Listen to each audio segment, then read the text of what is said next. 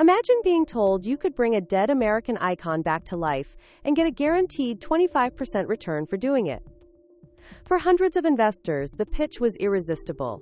Take the brands everyone loved, RadioShack, Pier Imports, Models, and turn them into e-commerce gold. But by April 2026, the dream of a retail renaissance has officially been exposed as a $112 million nightmare.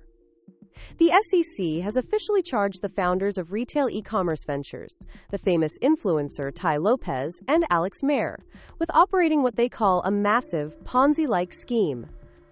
Instead of buying inventory and building websites, the SEC alleges they were using new investor money to pay off old ones, while funneling millions into their own personal bank accounts.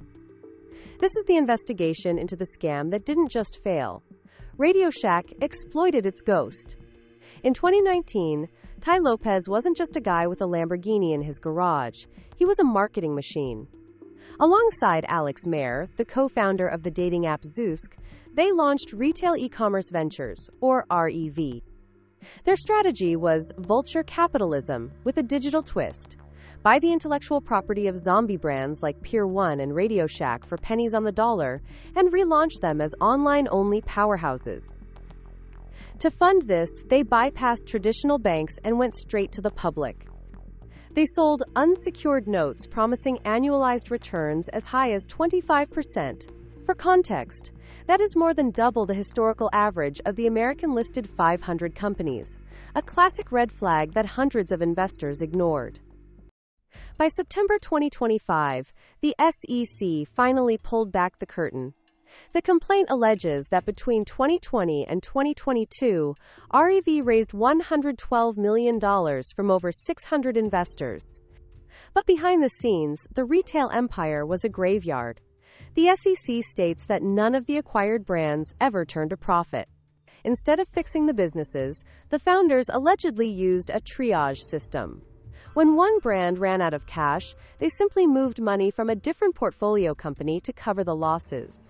A direct violation of their promise to investors that their money would stay in a specific entity. The most shocking revelation? The Ponzi payments. The SEC alleges that at least $5.9 million distributed to early investors wasn't profit from selling candles at Pier or batteries at RadioShack. It was fresh cash taken directly from new investors who thought they were buying into a success story. While investors were being told the brands were on fire, the founders were reportedly treating the company like a personal piggy bank. The lawsuit claims Lopez and Mehr diverted approximately $16.1 million for their own personal use. And then there was the executive pedigree. To sell the legitimacy of the operation, REV described its COO, Maya Birkenrode, as a seasoned executive with a decade of experience in multi-million-dollar companies.